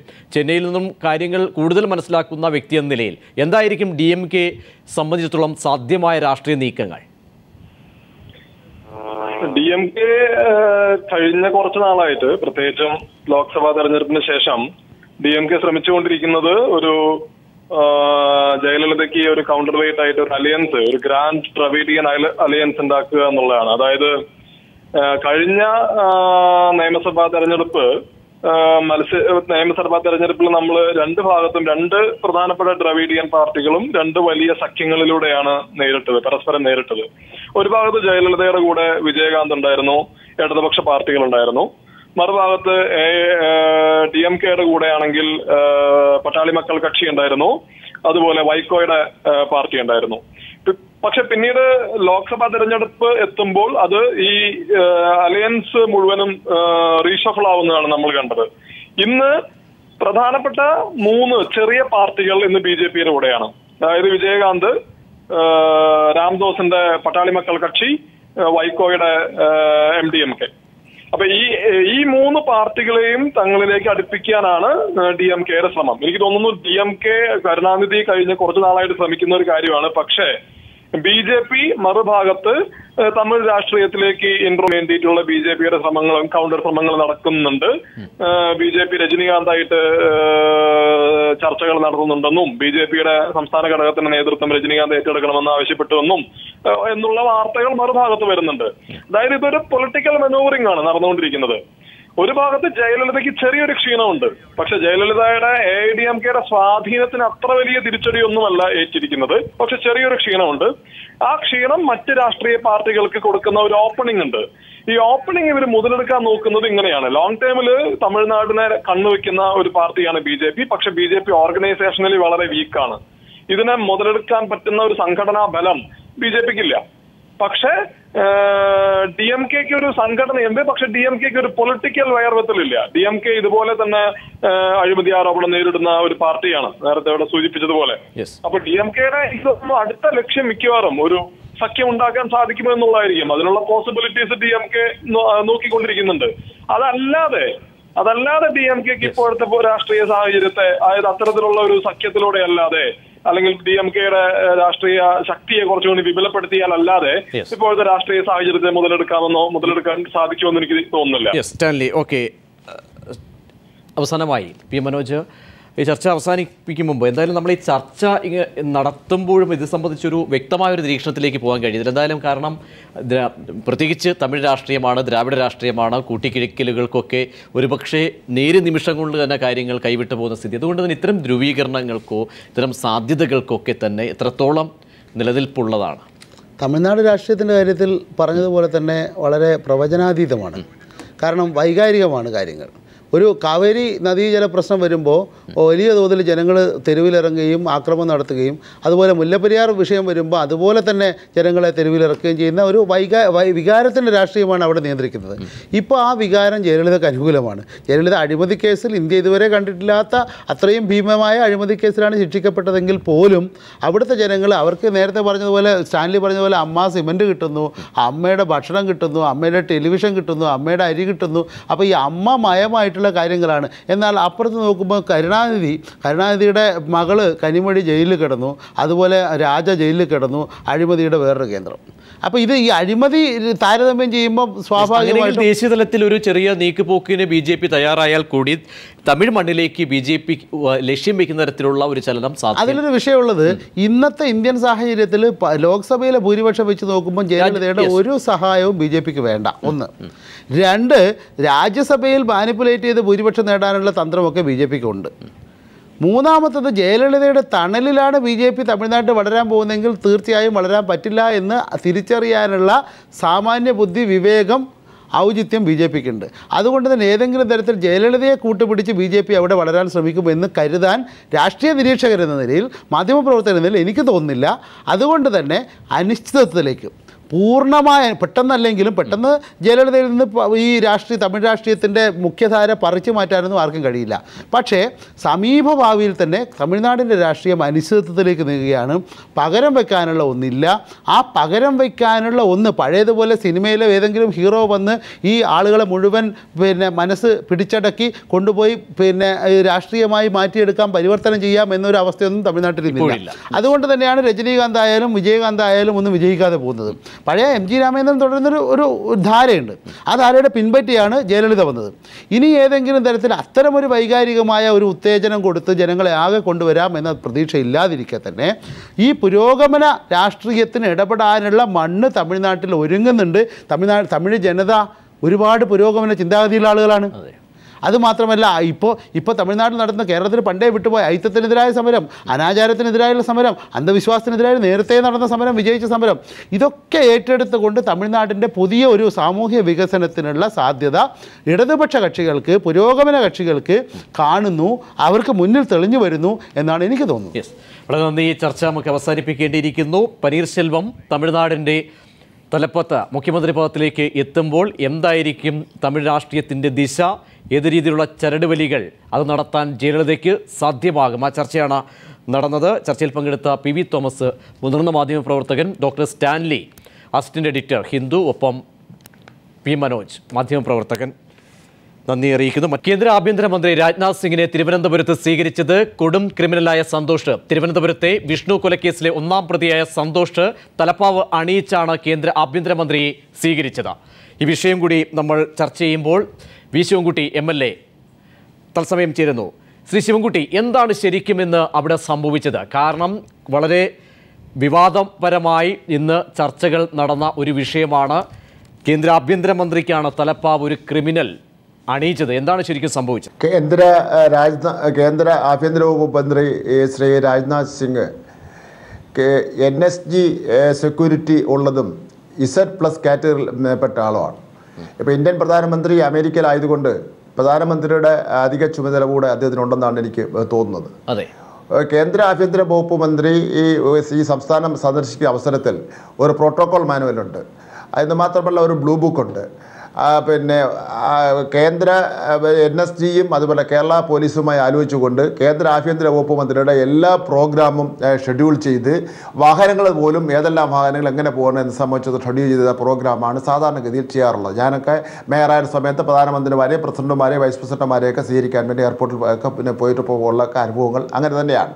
ഇവിടെ 8:55 ബഹുമാനപ്പെട്ട പിന്നെ കേന്ദ്രമന്ത്രി പിന്നെ ശ്രീ പത്മനാഭസ്വാമി ക്ഷേത്രത്തിൽ എത്തിച്ചേർന്നു. അദ്ദേഹത്തിൻ്റെ പിന്നെ അവിടെയുള്ള പരിപാടി പിന്നെ ക്ഷേത്രത്തിനകത്തുള്ള കാര്യങ്ങൾ കഴിഞ്ഞ ശേഷം അദ്ദേഹം 9:30 പുറത്തിറങ്ങിയ അവസരത്തിലാണ്. ശ്രീ ശിവൻകുട്ടി, കാര്യങ്ങൾ അങ്ങനെ നിൽക്കുന്നു. ബോധപൂർവമായ ഒരു ശ്രമമായിരുന്നു BJP ഇങ്ങനെ ഒരു നീക്കത്തിലൂടെ മുന്നോട്ട് വയ്ക്കുന്നത്. കാരണം അങ്ങനെ ഒരു Z കാറ്റഗറിയിലുള്ള ഒരു കാരണം രാജ്യത്ത് മോഡിയില്ല, മോഡിക്ക് പകരക്കാരനായി ഇന്നലെ തന്നെ വിജ്ഞാപനം വരുന്നു. അതുകൊണ്ട് തന്നെ ഈ ഒരു നടപടി അത് ബോധപൂർവമല്ല എന്ന് BJPക്ക് വിശദീകരിക്കാൻ കഴിയുമോ? കൂട്ടാം. ഈ ഏപ്രിൽ മാസം 1-ാം തീയതി വിഷ്ണുവിനെ 36 വെട്ടുവെട്ടി കൊന്ന സന്തോഷ് എന്ന് പറയുന്ന ഈ തലസ്ഥാന നഗരിയിലെ കൊടും ക്രിമിനലും ഭീകരനും ഈ തിരുവനന്തപുരം സിറ്റിയിലെ Vanchiyoor, Thampanoor, fort, medical college തുടങ്ങിയ എല്ലാ സ്റ്റേഷനുകളിലും പിടിച്ചുപറി പിന്നെ കൂലിത്തല്ല് തുടങ്ങിയ കേസുകളിലൊക്കെ തന്നെ പ്രതിയായിട്ടുള്ള ഈ പിന്നെ സന്തോഷ് എങ്ങനെ കേന്ദ്ര ആഭ്യന്തര വകുപ്പ് മന്ത്രിയുടെ പിന്നെ തലയിൽ കൊണ്ട് ഈ തലപ്പാവ് വച്ചതിനെ സംബന്ധിച്ചിടത്തോളം വളരെ ഗൗരവമായി തന്നെ അന്വേഷണം നടത്തേണ്ടതാണ്. അതിന് മറുപടി ശിവൻകുട്ടി, അതിന് മറുപടി എന്തായാലും VV രാജേഷ് ഈ ഇതുമായി ബന്ധപ്പെട്ട് രാജ്നാഥിനൊപ്പം നിന്ന വ്യക്തി കൂടി ആണ് BJP വക്താവായ VV രാജേഷ്. ശരിക്കും എന്താണ് സംഭവിച്ചത്? അതിന് ഉത്തരവാദിത്തപ്പെട്ട അല്ലെങ്കിൽ ഒരു വിശദീകരണം എന്തായാലും ഉണ്ടാകേണ്ടിയിരിക്കുന്നു. ഏത് രീതിയിലായിരുന്നു? ഇങ്ങനെ ഒരു പിഴവാണോ അല്ലെങ്കിൽ ബോധപൂർവമായിരുന്നു? എവിടെ കടന്നു? നമ്മുടെ നാവിന് കരം കൊടുക്കേണ്ടെന്ന് കരുതി എന്തെങ്കിലുമൊക്കെ പറയാം എന്നുള്ളതിലപ്പുറം ഞാനിതിലൊറ്റൊന്നും കാണുന്നില്ല. ഇതിലൊരു പിഴവും ആർക്കും സംഭവിച്ചിട്ടില്ല. ഞാൻ ചോദിക്കട്ടെ, ഒരു പാർട്ടി പ്രവർത്തകൻ പാർട്ടിയുടെ ഒരു നേതാവിനെ സ്വീകരിക്കുന്നു, ഇതിലെന്താ തെറ്റ്? അങ്ങനെയാണെങ്കിൽ ഇതിൽ പിന്നെ ധാർമ്മികതയുടെ വശം പറയും. ധാർമ്മികതയുടെ വശം പറയാൻ നമുക്ക് ഒരുപാട് ചർച്ച ചെയ്യാനുണ്ട്. ശ്രീ ആഭ്യന്തര വകുപ്പ് മന്ത്രിയായിരുന്ന ശ്രീ കോടിയേരി ബാലകൃഷ്ണൻ രാജ്യദ്രോഹ കേസിലെ പ്രതിയായിട്ടുള്ള അബ്ദുൽ നാസർ മദീനിയെ സ്വീകരിക്കാൻ വേണ്ടി 2 മണിക്കൂർ തിരയെണ്ണി ഇവിടെ കടപ്പുറത്ത് നിന്നോ? ഞാൻ പറയാം. മറ്റൊന്ന്, മദീനിയെ കാണാൻ വേണ്ടി ഉമ്മൻചാണ്ടി കോയമ്പത്തൂർ ജയിലിൽ പോയതോ? കോടിയേരി ബാലകൃഷ്ണൻ തന്നെ പറഞ്ഞിട്ടില്ലേ അദ്ദേഹം MLA ആയിരുന്നപ്പോഴേക്കും പോലീസ് സ്റ്റേഷനുള്ളിൽ ഞങ്ങൾ ബോംബ് നിർമ്മിക്കുമെന്ന്? ഞാൻ വേറൊന്ന് പറയാം, ഞാൻ ക്രിമിനൽ കേസുകളിൽ പ്രതിയാണ്. എൻ്റെ പേരിൽ ഒരു 45ഓളം ക്രിമിനൽ കേസുകൾ കേരളത്തിലെ പല ജില്ലകളിലുമായിട്ടുണ്ട്. ഞാൻ പല സമരങ്ങളും നടത്തിയിട്ടുണ്ട്, പല കാര്യങ്ങൾ രാഷ്ട്രീയ പ്രവർത്തകരാകുമ്പോൾ ക്രിമിനൽ കേസിൽ പ്രതിയാണ്. വിഷ്ണുവിൻ്റെ എന്നല്ല ഒരു കൊലപാതകത്തെയും ഞങ്ങൾ ന്യായീകരിക്കുന്നില്ല, ആർക്കും ന്യായീകരിക്കാൻ സാധിക്കുകയുമില്ല. സന്തോഷ് ഒരു കേസിൽ പ്രതിയാണ്, ഞാൻ സമ്മതിക്കുന്നു. കോടതി മുമ്പാണ് ആ കേസിൽ അദ്ദേഹത്തെ ശിക്ഷിച്ചിട്ടില്ല, ട്രയൽ നടക്കുകയാണ്. മറ്റൊന്ന്, ഒരു പാർട്ടി പ്രവർത്തകർ നേതാക്കന്മാർ, ഞാൻ ചോദിക്കട്ടെ, ഈ പീപ്പിൾ ചാനലിൽ പീപ്പിൾ ചാനൽ കാണിച്ചുകൊണ്ട് സാക്ഷി എന്ന് പറയുന്ന ഒരു പരിപാടി ഇപ്പോൾ കാണിക്കുന്നില്ല. എന്താ നിർത്താൻ കാരണം? ബഹുമാനപ്പെട്ട മുഖ്യമന്ത്രിയായ ശ്രീ VS അച്യുതാനന്ദൻ കോഴിക്കോട് ഒരു പരിപാടിയിൽ പങ്കെടുത്തപ്പോൾ അദ്ദേഹത്തോടൊപ്പം ഉണ്ടായിരുന്ന ഒരു വനിതയെ ഒരു പാർട്ടി പ്രവർത്തകൻ പീഡിപ്പിച്ചു. അത് സാക്ഷിയിൽ കാണിച്ചു. തീർച്ചയായും ശിവൻകുട്ടി, താങ്കൾക്ക് മറുപടി പറയാം. ശിവൻകുട്ടി, രാജേഷിന്റെ നിർദ്ദേശപ്രകാരമാണ് ഈ വിഷ്ണു രാജേഷിന്റെ നിർദ്ദേശപ്രകാരമാണ് വിഷ്ണു ഈ കൊടും കൊലപാതകിയായിട്ടുള്ള വിഷ്ണു ഈ ബഹുമാനപ്പെട്ട കേന്ദ്ര ആഭ്യന്തര വകുപ്പ് മന്ത്രിയുടെ തലയിൽ തലപ്പാവണിഞ്ഞത്. അത് എങ്ങനെ സംഭവിച്ചാലും എന്ന് മാത്രമല്ല, ഞാൻ ഒരു വളരെ ഗൗരവമുള്ള കാര്യം രാജേഷിനെ ചോദിക്കുകയാണ്. ബഹുമാനപ്പെട്ട രാജ്നാഥ് സിംഗിന്റെ തൊട്ടടുത്ത് നിൽക്കുന്ന ഒരു കക്ഷിയുണ്ട്, ഒന്ന് പത്രമെടുത്ത് നോക്കണം, അയാളുടെ പേരെന്തെന്നറിയാമോ? മിലിറ്ററി വിജയൻ. ആ മിലിറ്ററി വിജയൻ എന്ന് പറയുന്നത് ഈ തലസ്ഥാന നഗരിയിലെ അറിയപ്പെടുന്ന ചന്ദന കള്ളക്കടത്തുകാരനാണ്. കഴിഞ്ഞ 2 വർഷങ്ങൾക്ക് മുമ്പേ അങ്ങനെ ഒരു ആരോപണം ഉന്നയിക്കുന്നു. താങ്കളാണ് അവിടെ കൊണ്ടുവന്നത്, താങ്കളാണ് അതിന് വഴിയൊരുക്കിയത് എന്നാണ്. അല്ല, ഞാൻ പറയട്ടെ പ്രജീഷ്, ഞാൻ BJP-യുടെ സംസ്ഥാന നേതൃത്വത്തിലുള്ള ആളാ. ഞാൻ രാജ്നാഥ് സിംഗ് അല്ല. BJP-യുടെ ഏത് നേതാക്കളെന്ന് കഴിഞ്ഞാൽ ഞാൻ കാണും. ഞങ്ങളുടെ പാർട്ടി പ്രവർത്തകർ കാണണമെന്ന് ആവശ്യപ്പെട്ട് കഴിഞ്ഞാൽ പാർട്ടിയിൽ നിന്നും പുറത്താക്കപ്പെടാത്ത ഒരു പ്രവർത്തനങ്ങൾ സ്വാഭാവികമായിട്ടും അവരെ കാണിക്കാനുള്ള ചുമതല എനിക്കുണ്ട്. മറ്റൊന്ന്, ഈ ബഹുമാനപ്പെട്ട വി ശിവൻകുട്ടി MLA ഓരോ പ്രവർത്തകരെ കുറിച്ചും കള്ളക്കടത്തുകാരനാണ്, ഞാൻ ചോദിക്കട്ടെ, അദ്ദേഹത്തിന് തെളിയിക്കാമോ? കൂലിത്തല്ല് കേസുണ്ട്, പിടിച്ചുപറി കേസുണ്ട്, ചന്ദനം കള്ളക്കടത്ത് കേസുണ്ട്. അല്ലല്ല, ശ്രീ വിജയനെ കുറിച്ച് ഒരു കാര്യം കാരണം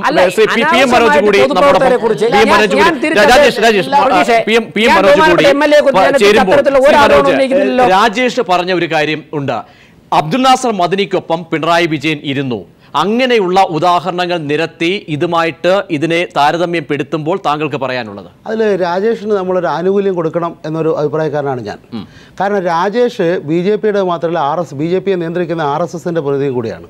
ഈ RSS നടത്തുന്ന പ്രവർത്തനം എന്ന് പറഞ്ഞാൽ ഇതൊക്കെ തന്നെയാണ്.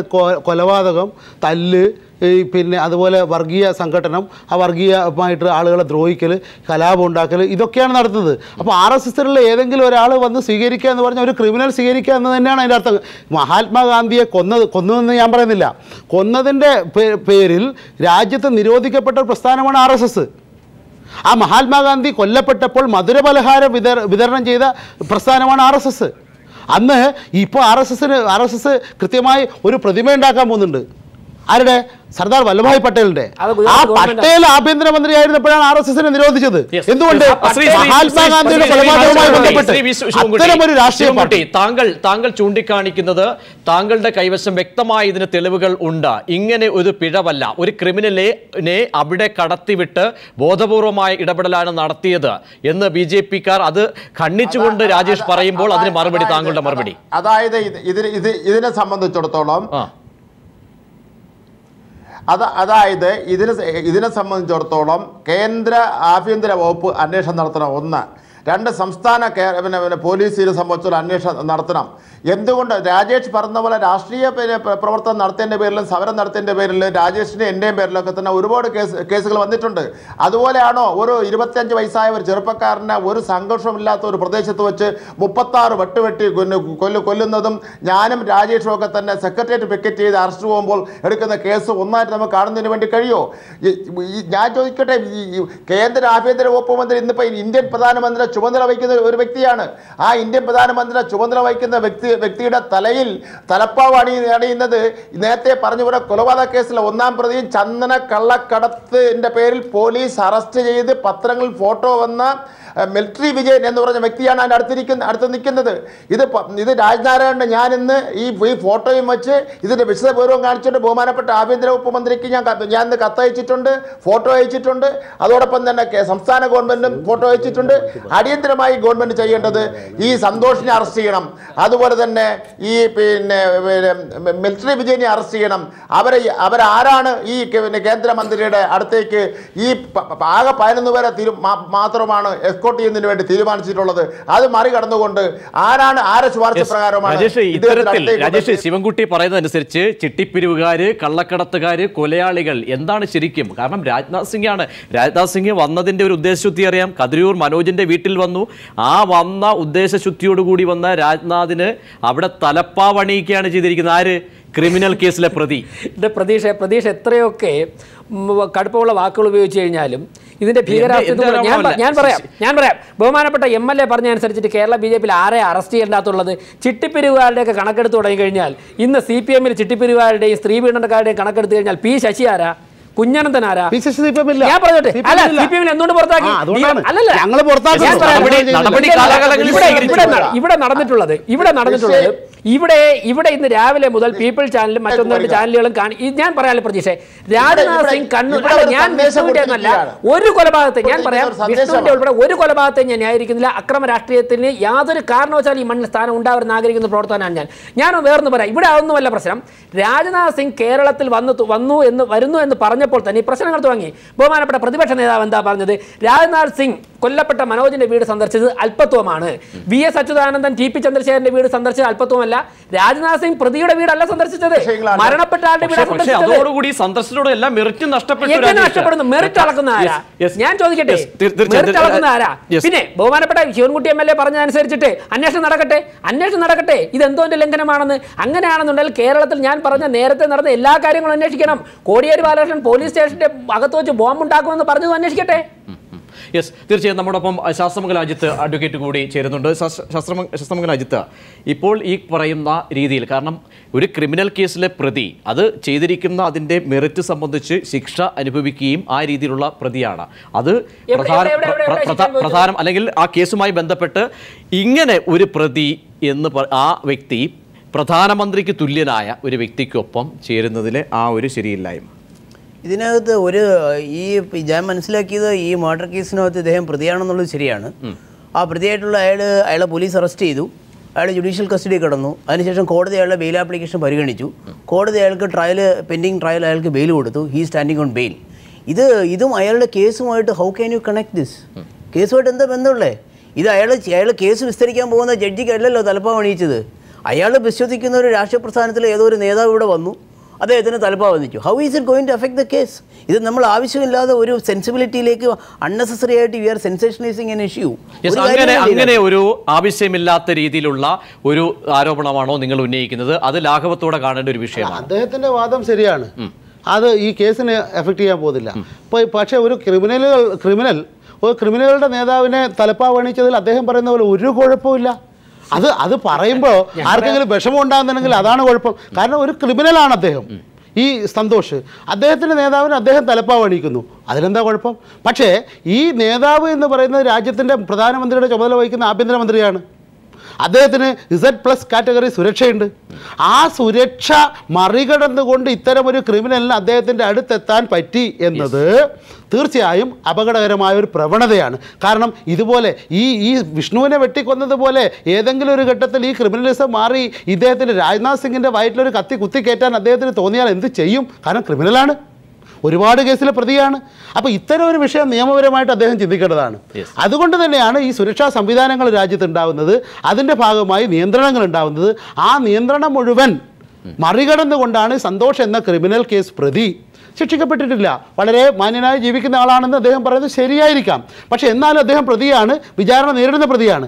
അദ്ദേഹം എങ്ങനെ കേന്ദ്ര ആഭ്യന്തരമന്ത്രിയുടെ അടുത്തെത്തി? അതിന് ഉത്തരവാദികൾ ഈ രാഷ്ട്രീയ കക്ഷിയുമാണ്. താങ്കൾ മൗനം വിചാരിക്കേണ്ട, താങ്കളിലേക്ക് വരാം. ശിവൻകുട്ടിയുടെ ആ ബാക്കിയുള്ള ക്ലാരിഫിക്കേഷൻ കൂടി ഇത് സംബന്ധിച്ച് വ്യക്തത വരുത്തിയതിനു ശേഷം ശ്രീ ശിവൻകുട്ടി, ഇവിടെ രാജ്നാഥ് സിംഗ് വരുന്നു, വലിയ തോതിൽ BJP കാര്യങ്ങളെ രാജ്യത്തിൻ്റെ ആഭ്യന്തരമന്ത്രി ഇവിടെ എത്തിച്ചുകൊണ്ട് കാര്യങ്ങൾക്ക് കൂടുതൽ വിശാലത വരുത്തുന്ന തരത്തിലേക്കൊക്കെ നീങ്ങുന്നു. പക്ഷേ പത്മനാഭസ്വാമി ക്ഷേത്രത്തിൽ എത്തിയതോടുകൂടി അതിൻ്റെ മെസ്സേജ് ഏത് രീതിയിലാണ് നൽകിയിരിക്കുന്നത്? പത്മനാഭസ്വാമി ക്ഷേത്രത്തിൽ എത്തിയതോടുകൂടി അദ്ദേഹത്തിൻ്റെ മെസ്സേജ്, നേരത്തെ ഒരു ബഹുമാനപ്പെട്ട വ്യക്തി പറഞ്ഞു കോടതിയിൽ ട്രയൽ നടക്കുകയാണെന്ന്. അത് നടക്കട്ടെ, കോടതിയിൽ ട്രയൽ നടക്കട്ടെ. അതും കോടതിയിൽ വക്കീലും ജഡ്ജിയും കോടതി ഇത് രണ്ടാണ്. ഇതൊരു സാമൂഹ്യ ധാർമ്മികത്വത്തിൻ്റെ പ്രശ്നമാണ്. ഒരു വ്യക്തിയെ പട്ടാപ്പകൽ മുഴുവൻ ഒരു 10-200 ആൾക്കാർ കാണുകയും കണ്ടുകൊണ്ട് നിൽക്കുന്ന അവരെ മുന്നേ വെച്ചിട്ട് 36 ശരീരത്തിൽ വെട്ടി അതിലെ കേസിലെ 1-ാം പ്രതിയായിട്ടുള്ള ഒരു വ്യക്തി കേന്ദ്ര ആഭ്യന്തര വകുപ്പ് മന്ത്രിയും ഇന്ത്യൻ പ്രധാനമന്ത്രിയുടെ ചുമതല വഹിക്കുന്ന ആളുടെ മുന്നിൽ അയാൾക്ക് തലപ്പാ അണിയുക എന്ന് മാത്രമല്ല, നേരത്തെ പറഞ്ഞ ബഹുമാനപ്പെട്ട വ്യക്തി പറയട്ടെ, തൊട്ടടുത്ത് നിൽക്കുന്ന ഒരു വ്യക്തിയുണ്ട്, ഞാൻ നേരത്തെ സൂചിപ്പിച്ച വ്യക്തി മിലിറ്ററി വിജയൻ. അയാൾ ചന്ദന കള്ളക്കടത്ത് കേസിലെ പോലീസ് അറസ്റ്റ് ചെയ്ത് പത്രങ്ങൾ വാർത്ത വന്നതാണ്. അതിനെ സംബന്ധിച്ചുള്ള എന്താ പറയുക? അപ്പോൾ കേന്ദ്ര ആഭ്യന്തര വകുപ്പ് മന്ത്രിയും ഇന്ത്യൻ പ്രധാനമന്ത്രിയുടെ ചുമതല വഹിക്കുന്ന വ്യക്തികൾ ഇത്തരം ആൾക്കാരാണോ അവരെ ചുറ്റും കൂടി നിൽക്കേണ്ടത്? ഇതിലൂടെ നടക്കുന്ന സന്ദേശം എന്ന് പറഞ്ഞാൽ എത്രമാത്രം കൊള്ളതായ്മ കാണിച്ചാലും ഞങ്ങൾ BJP-ക്കാർ RSS സംരക്ഷിച്ചുകൊള്ളാം. അങ്ങനെ ഒരു ധാർഷ്ട്യമുണ്ടോ ശിവൻകുട്ടി? അങ്ങനെ ഒരു ധാർഷ്ട്യമുണ്ടോ? മറുപടി. ആ ധാർഷ്ട്യം കേരളത്തിൽ കാണിച്ചുകൊണ്ടിരിക്കുന്ന ആരാ? മുഴുവൻ ക്രിമിനലുകളെ ഞാൻ പറയാം, CPM-നകത്ത് CPM സംരക്ഷിക്കുന്ന ക്രിമിനലുകളുടെയും മണൽ കടത്തുകാരുടെയും പേരുകൾ ഞാൻ പറയുന്നില്ല. കാരണം അതല്ല ഈ ചർച്ചയുടെ സ്പിരിറ്റ്. അങ്ങനെ കണക്കെടുത്ത് കഴിഞ്ഞാൽ ഏറ്റവും 1-ാം റാങ്കിൽ നിൽക്കുന്ന CPM ആയിരിക്കും. ഞാൻ അതിലേക്ക് കടക്കുന്നില്ല. ജനപിന്തുണയും നമുക്കറിയാം എന്താണെന്നുള്ളത്. മനോഹരൻ പറഞ്ഞല്ലോ, മനോഹരൻ വളരെ കാര്യങ്ങൾ പറഞ്ഞു. ഞാൻ ചോദിക്കട്ടെ, മനോഹരൻ്റെ ഏറ്റവും അടുത്ത വ്യക്തികൾ, ഞാൻ പേരുകൾ പറയുന്നില്ല, കൊലക്കേസ് പ്രതികളില്ലേ? കൊലക്കേസ് പ്രതികളല്ലേ? താങ്കൾ സമ്മതിക്കുന്നുണ്ടോ? താങ്കൾക്ക് തെറ്റാണെന്ന് പറയാമോ? താങ്കൾക്ക് അല്ലേ? രക്തബന്ധമില്ലേ? അപ്പോൾ ഞാൻ പറയുന്നത് കേരള രാഷ്ട്രീയ പൊതുപ്രവർത്തനത്തിൽ ഇതൊക്കെ തന്നെ സംഭവിക്കുന്നുണ്ട്. ഇതൊന്നും ബോധപൂർവ്വം ആരും ചെയ്യുന്നില്ല. ഒരു പാർട്ടി പ്രവർത്തകൻ പാർട്ടി നേതാവിനെ കാണുന്നു. ശ്രീ പിണറായി വിജയനെയും അച്യുതാനന്ദനെയും സ്വീകരിക്കാൻ വേണ്ടി കാണാൻ വേണ്ടി കേരളത്തിൽ വരുന്ന മുഴുവൻ ആൾക്കാരും ഒരു കേസുമില്ലാത്തവരാ. ബഹുമാനപ്പെട്ട ശ്രീ ഉമ്മൻചാണ്ടി അദ്ദേഹത്തെ കാണാൻ വേണ്ടി ബിജു രാധാകൃഷ്ണൻ 2 മണിക്കൂർ അടച്ചിട്ട് ആലുവ പാലസിൽ ഇരുന്നല്ലോ. അതിനെക്കുറിച്ച് എന്താ ചർച്ച ചെയ്യാത്തത്? ബിജു രാധാകൃഷ്ണൻ എന്ന് പിടിയിട്ടാപ്പുള്ളി എന്നുള്ള വാറണ്ട് വരെ ഉണ്ടായിരുന്നല്ലോ, അതെന്താ ചർച്ച ചെയ്യാത്തത്? മർഡർ കേസിലെ പ്രതിയായിരുന്നല്ലോ അദ്ദേഹം, അതിനെന്താ പിടിയിട്ടാപ്പുള്ളി ആയിരുന്നില്ലേ? ഞാൻ പറയാം പ്രജീഷേ, ഇത് രാജ്നാഥ് സിംഗ് കേരളത്തിൽ വരുന്നു. അത് രാജ്നാഥ് സിംഗ് വന്നത് CBI അന്വേഷണം പ്രഖ്യാപിക്കാനല്ല, മനോജിന്റെ വീട്ടിലാണ് വന്നത്. CBI അന്വേഷണം നടക്കുന്നു. ആ സമയത്ത് സ്ഥിരം CPM-ന്റെ ഒരു പരിപാടിയാണ് ഒരു പുകമറ സൃഷ്ടിക്കുക, അതിലൂടെ യഥാർത്ഥ പ്രതികളെ രക്ഷപ്പെടുത്താൻ ശ്രമിക്കുക. കുറവുണ്ട്. ശ്രീ PM മനോജ് മറുപടി. രാജേഷ് ഒട്ടേറെ കാര്യങ്ങൾ ആരോപിച്ചു, അതിന് മറുപടി. രാജേഷ് പറഞ്ഞതിലൊന്നും ഞാൻ തർക്കിക്കുന്നില്ല. ഇവിടെയുള്ള ഒരു തർക്കം, ഈ രാജ്നാഥ് സിംഗ് വന്നത് മനോജിന്റെ വീട്ടിലാണ്. രാജ്നാഥ് സിംഗ് ആര്? RSSന്റെയോ BJPയുടെ നേതാവല്ല, ഇന്ത്യയുടെ പ്രധാനമന്ത്രിയുടെ ചുമതല വഹിക്കുന്ന ആഭ്യന്തരമന്ത്രിയാണ്. അദ്ദേഹം അവിടെ കണ്ണൂരിൽ പോയി, മനോജിന്റെ വീട്ടിൽ പോയി. തിരുവനന്തപുരത്ത് വന്നപ്പോൾ രാജ്നാഥ് സിംഗ് സ്വാഭാവികമായി പോകേണ്ട വേറൊരു വീടുണ്ടായിരുന്നു. അതായത് RSSകാര് ഒരു മകനെ തേടി ചെന്ന് അച്ഛനെ കൊന്ന ആനാവൂരിലെ നാരായണ നായരുടെ വീട്, അവിടെ പോയില്ല. അവിടെ പോകാതെ അവിടെ ഒരു CBI അന്വേഷണം ഇല്ല, അവിടെ മറ്റൊരു അന്വേഷണത്തിന് സാധ്യതയില്ല, അവിടെ ഒരു അന്വേഷണത്തിന് സാധ്യതയില്ല. അവിടെ എന്തോ നടന്നോട്ടെ. കേരളത്തിൽ നടന്ന 1 മാസത്തിനുള്ള 32 ദിവസത്തിനുള്ളിൽ 4 CPM പ്രവർത്തകരെ കൊന്നു. അതിലൊന്നും യാതൊരു വിഷമവുമില്ല. എന്നിട്ട് അതെ രാജ്നാഥ് സിംഗ് BJP നേതാവായിട്ടാണ് വന്നത്. അതുകൊണ്ട് തന്നെ RSSന്റെ ഒരു ക്രിമിനൽ രാജ്നാഥ് സിംഗിനെ കണ്ടതിൽ അവർക്ക് അസ്വാഭാവികത തോന്നില്ല. പക്ഷെ രാജ്യത്തിന്റെ നിയമ സംവിധാനം, ആ നിയമ സംവിധാനം അനുസരിച്ച് ഒരു ക്രിമിനലാണ് ഈ ആഭ്യന്തരമന്ത്രി സ്വീകരിക്കാൻ വന്നത്. അത് നിയമ സംവിധാനത്തെ സംബന്ധിച്ചിടത്തോളം തെറ്റായ പ്രവണതയാണ്. അത് RSSന്റെ മനുഷ്യനെ കൊല്ലുക എന്ന RSSന്റെ മാനസികാവസ്ഥയുടെ ഭാഗമാണ്. അതുകൊണ്ട് തന്നെ രാജ്നാഥ് സിംഗിനും ഈ സന്തോഷിനും ഒരേ മനസ്സാണ്. അത് RSSന്റെ മനസ്സാണ്, അത് കോടലിന്റെ മനസ്സാണ്, അത് കൊലപാതകത്തിന്റെ മനസ്സാണ്. ആ കൊലപാതകത്തിന്റെ മനസ്സാണ്. അതുകൊണ്ട്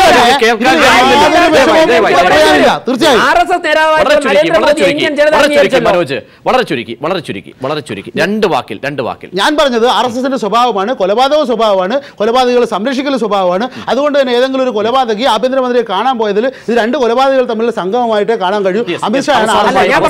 അവസാനമായി ശിവൻകുട്ടിയിലേക്ക് കൂടി പോകുന്നു. ശ്രീ ശിവൻകുട്ടി, ഇനിയുള്ള ഈ കാര്യത്തിൽ എന്താണ് നിങ്ങൾ തുടർ നടപടിയായി നിങ്ങൾ നീക്കുന്ന കാര്യം?